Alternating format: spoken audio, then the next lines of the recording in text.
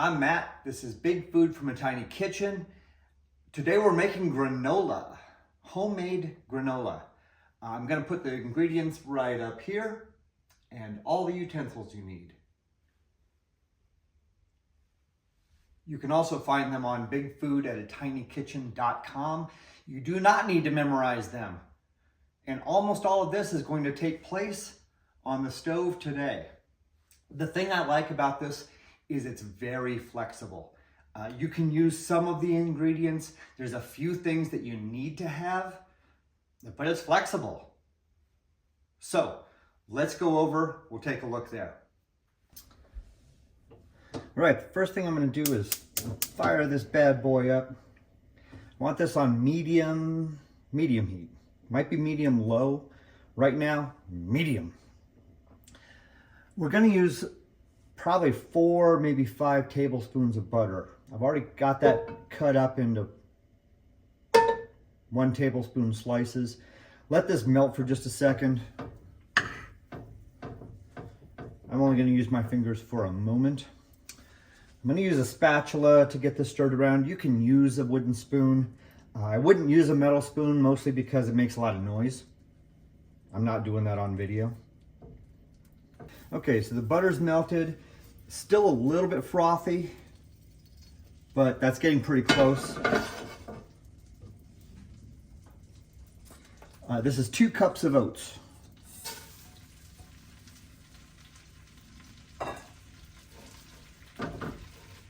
And what we want to do is we just want to toast that up a little bit, okay? So we're actually going to turn down the heat. We just want to toast it. We don't want to burn it. So I want to make sure that the butter coats most of this. We want to get that nutty flavor from toasting. We don't want to get that bitter flavor from burning. This is also a pretty good pan, so it disperses the heat pretty well, even if I'm not paying attention. Okay. So again, I'm just going to let this toast. Hang tight.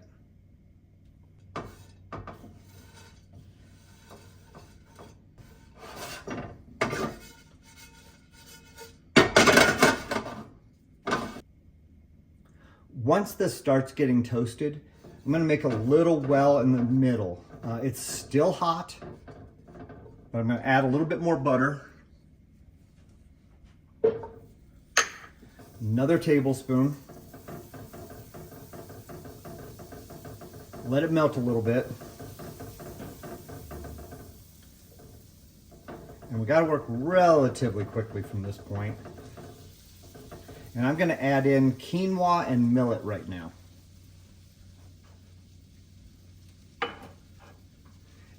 And this is a 1/4 cup quinoa, 1/4 cup millet.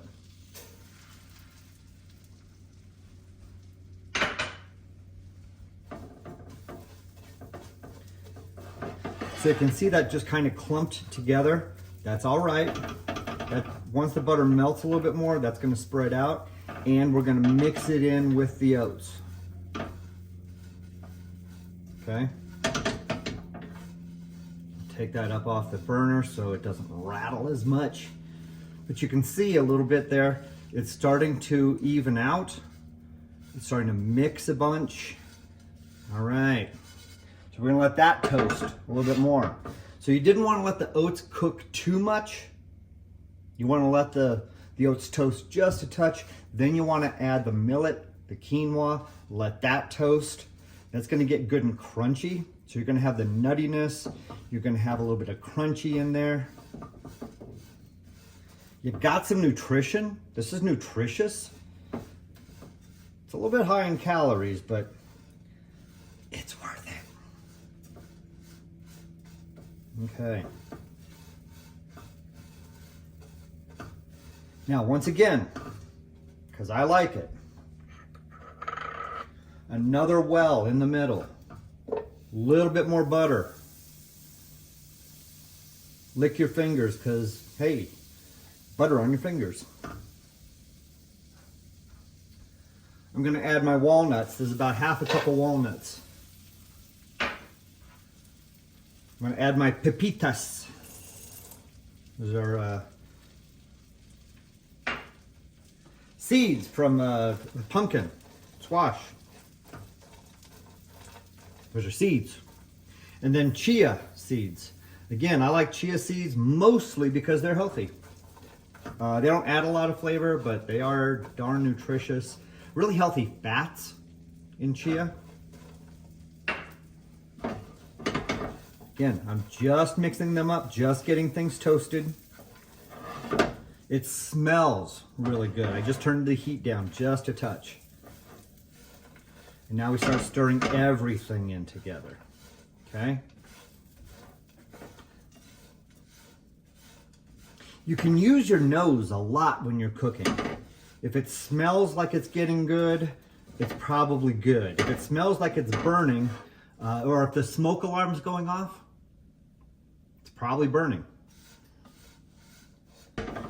We're back on the burner. I'm stirring it pretty much all the time. So I just keep it stirred so that nothing sticks, nothing remains at the bottom of the pan for too long. Everything gets its turn on the bottom, its turn on the top.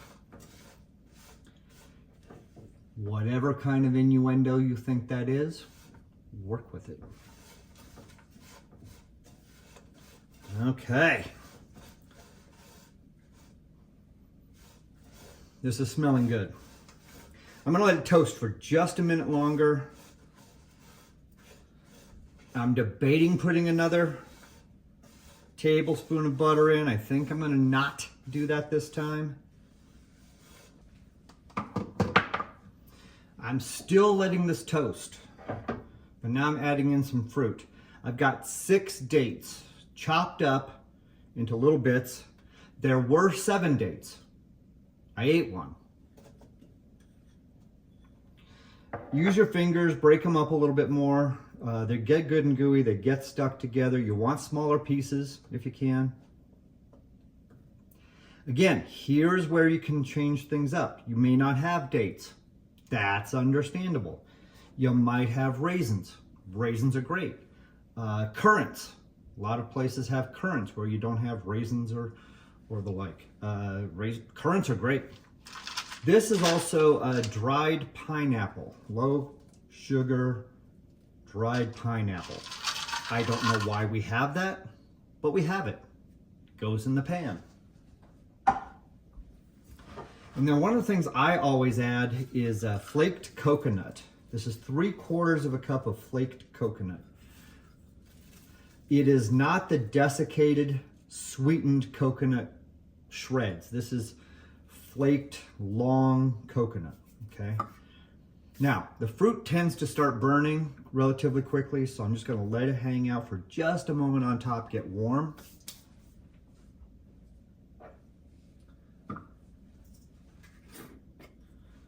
I'm also gonna sprinkle it with cinnamon.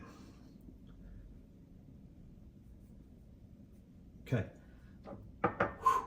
So you got that toastiness, that nuttiness from the caramelizer or the toasting, the oats, the quinoa, the millet, the nuts, the pepitas. You've got everything toasting up really wonderfully, but now you've got that cinnamon to add that really warm spice. Okay, I'm gonna start stirring it in. You've really got just a tremendous amount of delicious aroma.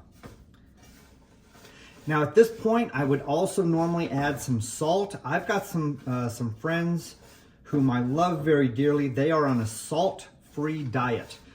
You don't need salt in this one. You really don't. If you want just a little bit more depth of flavor, add a pinch of salt. 1/4 teaspoon, maybe less, maybe a little bit more.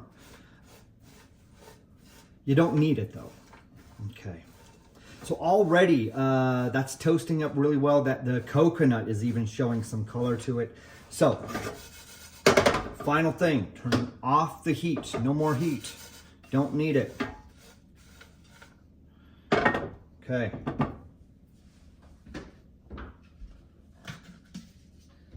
Final ingredient. I'm adding maple syrup.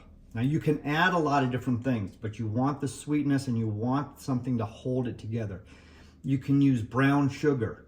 You can use maple syrup. You can use honey. You could use, if you don't have that, corn syrup, white sugar. I wouldn't use white sugar too much, but use something with flavor. This is really good. So I'm using maple syrup today.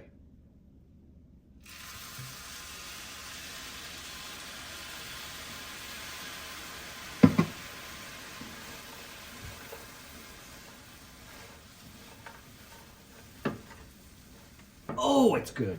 So now you've got that maple smell as well. So everything is layered.